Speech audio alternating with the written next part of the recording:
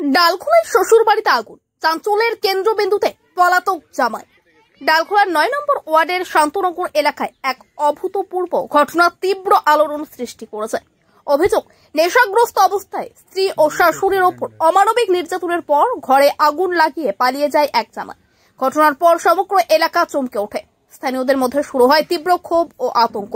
৬ মাস আগে বিহারের পূর্ণিয়া জেলার বাসিন্দা কৃষ্ণ গুপ্তার সঙ্গে বিয়ে হয়েছিল ডালখোলার সুনিতা বিশ্বাসের মেয়ে নূপুর বিশ্বাসের। জানা গেছে এটি ছিল কৃষ্ণ গুপ্তার দ্বিতীয় বিয়ে। নূপুরের মা অভিযোগ করছেন, বিগত কয়েক মাস ধরে তার জামাই প্রায়শই নেশাগ্রস্ত অবস্থায় এসে মেয়েকে মারধর করত। একদিন তিনি নিজের মেয়েকে রক্ষা করতে গেলে তাকেও আক্রমণ করা হয়।